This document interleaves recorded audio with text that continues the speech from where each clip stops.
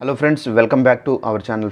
Friends మన యొక్క AP రాష్ట్ర వ్యాప్తంగా పెన్షన్దారులకు సంబంధించి పెన్షన్దారులు వీరందరికీ సంబంధించి శుభవార్త అయితే వచ్చింది.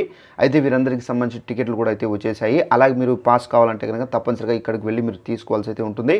ఎలా తీసుకోవాలి ఏంటి దానికి సంబంధించిన పూర్తి వివరాలు తెలియజేస్తాను. ఈ వీడియో మీకు నచ్చినట్లయితే లైక్ చేసుకోండి. అలాగే తెలియని వాళ్ళకు కూడా ఇన్ఫర్మేషన్ షేర్ చేసి వాళ్ళకు కూడా తెలియపరచండి. అలాగే మన ఛానల్ ఫాలో అవుతుండండి.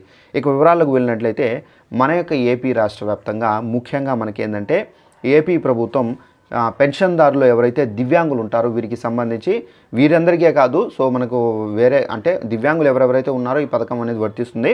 సో వీరికి సంబంధించి ఏపీ ప్రభుత్వం దివ్యాంగ శక్తి అని పేరుతో ఒక పథకాన్ని అయితే ప్రారంభించారు. అయితే ఈ దివ్యాంగ శక్తి పథకానికి సంబంధించి అర్హులు ఎవరంటే పెన్షన్దారులు ఎవరైతే దివ్యాంగులు ఉంటారో వీరు కూడా అర్హత అయితే ఉంది.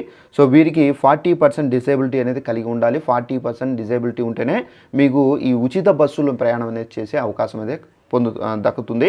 అయితే ఈ ఉచిత బస్సులో ప్రయాణం చేయాలంటే తప్పనిసరిగా 40% కన్నా మీకు ఎక్కువ ఉన్నా కానీ మీకు డిసేబిలిటీ మీకైతే బస్సు ప్రయాణానికి మీరు అర్హులు కారు. తప్పనిసరిగా 40% లోపే ఉండాలి. ఇక ఈ 40% ఉన్నవారు బస్సు పాసులు పొందాలి. ఎలా పొందాలి ఏంటని చూసుకున్నట్లయితే తప్పనిసరిగా ఇక్కడ దీనికి సంబంధించి నోటిఫికేషన్ స్టిక్ చేస్తాను, మీకు క్లారిటీగా అర్థం అవ్వాలి కదా.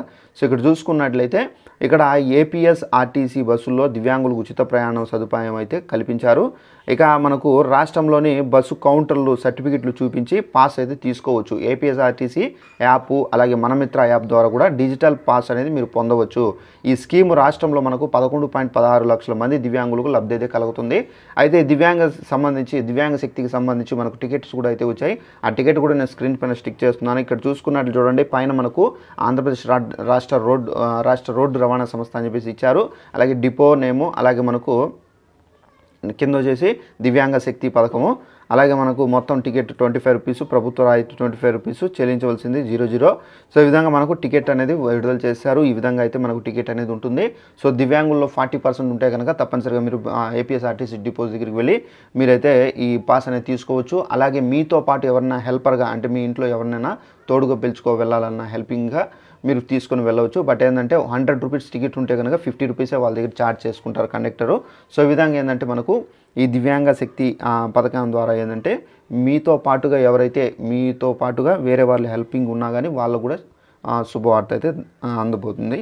సో ఇదండి ఇన్ఫర్మేషన్. వీడియో నచ్చినట్లయితే లైక్ చేసుకొని ఛానల్ సబ్స్క్రైబ్ చేసుకోండి. Thanks for watching this video. All the best.